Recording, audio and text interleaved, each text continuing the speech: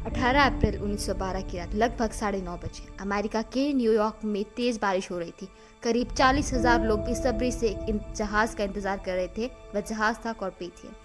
यह जहाज उस दर्दनाक घटना की गवाह बनकर लौटा जिसने इतिहास में सबसे भयानक समुद्री हादसों में से एक को जन्म दिया। 3 दिन पहले 10 अप्रैल 1912 को टाइटैनिक अपनी पहली यात्रा पर ब्रिटेन के साउथहैम्पटन से न्यूयॉर्क की ओर रवाना हुआ था। टाइटैनिक को उस समय अनसिंकेबल यानी डूबने वाला नहीं माना जाता था। उसकी विशालता और भव्यता देखने के लिए लाखों लोग उमड़ पड़े थे। कहा जाता है कि 1 लाख से ज्यादा लोग इस जहाज को देखने आए थे। यह जहाज न केवल बाहरी रूप से शानदार था बल्कि अंदर से भी अत्यंत आलीशान था। इसमें 2 बड़े हीटेड स्विमिंग पूल, जस्टेड लाइब्रेरी, इलेक्ट्रॉनिक बाथरूम और बार्बर शॉप जैसी आधुनिक सुविधाएं थीं। टाइटैनिक वास्तव में एक चलता फिरता लग्जरी होटल था। इसके साथ ही इसकी सुरक्षा भी अत्यंत उच्च स्तर की थी। इसे इस तरह से डिजाइन किया गया था कि इसे डूबना असंभव समझा जाता था। जहाज के निचले हिस्से को 16 वाटर टाइट कंपार्टमेंट्स में बांटा गया था। इसका मतलब था अगर जहाज को कहीं नुकसान पहुंचा भी तो केवल 4 कंपार्टमेंट पानी से भर सकते हैं, तब भी जहाज डूबेगा नहीं।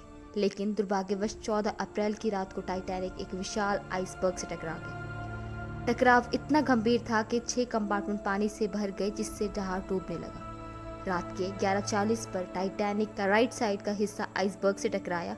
कप्तान एडवर्ड जॉनसन और क्रू ने तत्काल बचाव की तैयारी शुरू की। लाइफ बोट्स की संख्या कम थी और जहाज पर लगभग 2240 यात्री और क्रू मेंबर। केवल 1300 से कुछ अधिक लोगों को बचाया जा सकता था। टाइटैनिक ने तत्काल डिस्ट्रेस सिग्नल भेजे, लेकिन पास में मौजूद जहाज कॉर्पेथियन तब भी 107 किलोमीटर दूर था। कॉर्पेथियन ने मदद के लिए रफ्तार पकड़ ली थी, लेकिन देर हो चुकी थी।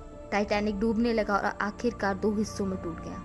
रात 2:20 पर 15 अप्रैल 1912 को यह जहाज अटलांटिक महासागर की गहराइयों में समा गया। इस भयंकर हादसे में लगभग 1500 लोग डूब गए, केवल 706 लोगों को ही बचा पाए। यह हादसा आज भी रहस्य लिए हुए है, जैसे कि टाइटैनिक से केवल 37 किलोमीटर दूर एक और जहाज था कैलिफोर्निया, जिसने मदद के लिए आगे नहीं बढ़ा। वह वायरलेस रेडियो बंद किए हुए थे और टाइटैनिक के सिग्नल्स प्राप्त नहीं कर पाए। कुछ वर्षों बाद 1985 में समुद्र के तल पर टाइटैनिक के मलबे की खोज हुई।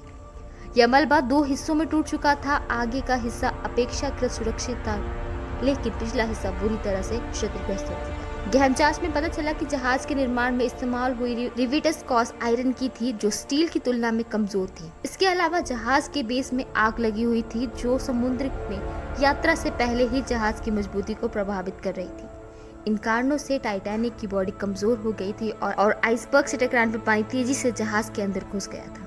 एक ऐसा जहाज जिसे कभी ना डूबने वाला माना जाता था, अपनी पहली यात्रा पर ही समुद्र की गहराइयों में समा गया। टाइटैनिक की यह कहानी आज भी मानवता के लिए एक चेतावनी है। गर्व और अति आत्मविश्वास कभी कभी भारी कीमत पर पड़ते हैं। समुद्र की गहराइयों में दबी इस राक्षसी की यादें सदियों तक जीवित रहेंगी।